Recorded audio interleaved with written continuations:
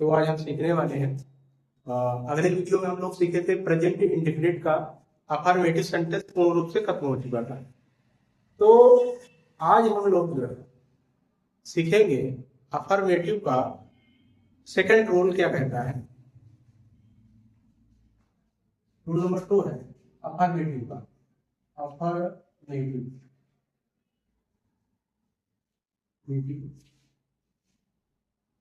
Sentence second rule देखेंगे। Second rule हमारा ये कहता है, मैं सिंगुलर का हमने बताया था आपको कि इस ईट तथा एक वचनकर्ता के साथ यस या ईएस लगाकर क्रिया की फर्स्ट फॉर्म के अंत में आईएनजी क्रिया की फर्स्ट फॉर्म में यस या ईएस लगा देते हैं। ठीक है। अब उसी प्रकार से रूल नंबर 2 हमारा यह कहता है कि आई वी यू दे, ये चारों किसमें होते हैं? प्लूरल में होते हैं। तथा बहुवचनकर्ता के साथ हम लोग क्या लगाएंगे? यस या ईएस का प्रयोग नहीं करने वाले। तो इसमें देखिएगा ये है कि आई वी यू तथा दे। ठीक है। बहुवचनकर्ता के साथ, कर्ता के साथ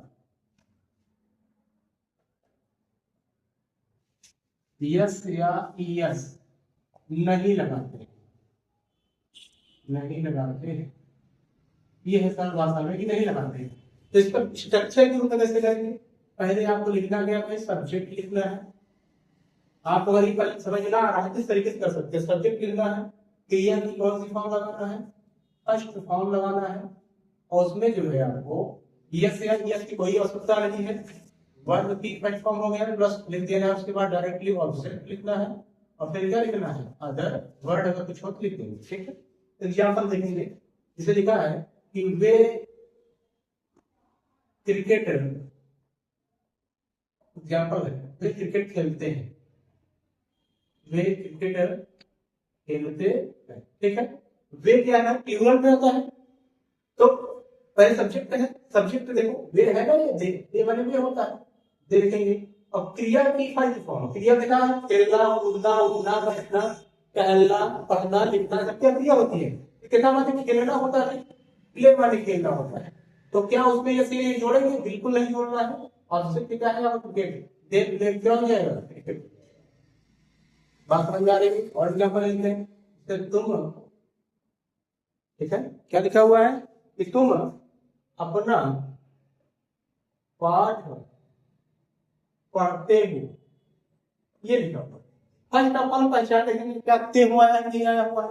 इसे भी लिखिए ते है, नहीं आया हुआ है। इससे यह प्रतीत होता है कि प्रेजेंट इंडेफिनिट की बातें हो रही है। और कौन सेंटेंस? अफर्मेटिव सेंटेंस का सेकंड रूल, बहुवचन यानी प्लूरल की बातें हो रही है। पहले तुम किस तरीके होगा? यू होगा। यू के साथ क्या लगाएंगे? ऐसे ये तो लगेगा नहीं, प्लूरल है ये। क्लियर देखेंगे। रीड माने क्या होता है? पढ़ना होता है। जैसे रीड लिखेंगे, यू के साथ अपने लिखे लगता है योर लगता है। क्या हो जाएगा? योर लेशन। क्या हो जाएगा? योर लेशन। ठीक है। यू रीड योर लेशन। और देखते हैं लिखा कि हम किताब खरीदते हैं, ये लिखा हुआ। हम किताब खरीदते हैं, किताब माने होता भाई वी माने होता है। ठीक है। वी के बाद किताब खरीदना होता है, वाई मीन खरीदना। वी हो गया बाई, यस या यस इसमें लगेगा क्योंकि क्या है? प्लूरल की बात हो रही है। We buy the book. कोई दिक्कत किसी को? इतनी बात समझ में आई? ठीक है। और भी एग्जाम्पल ले सकते हैं। जैसे लिखा है कि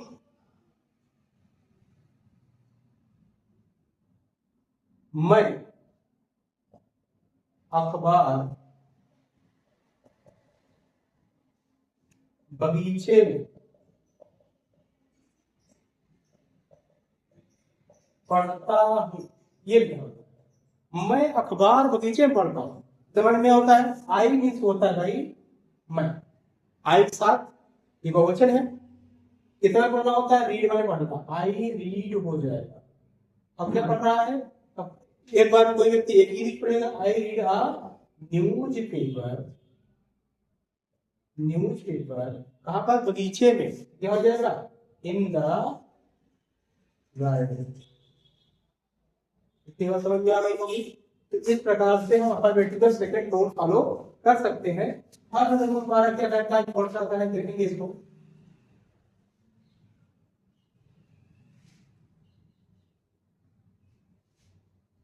लिखा है, रूल ये कहता है कि हिंदी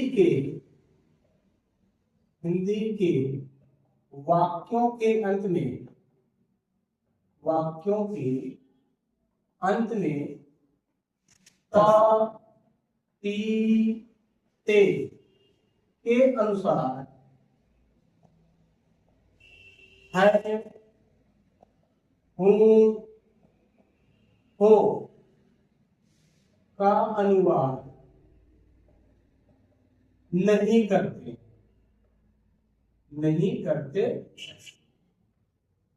बोलिए सही है गलत?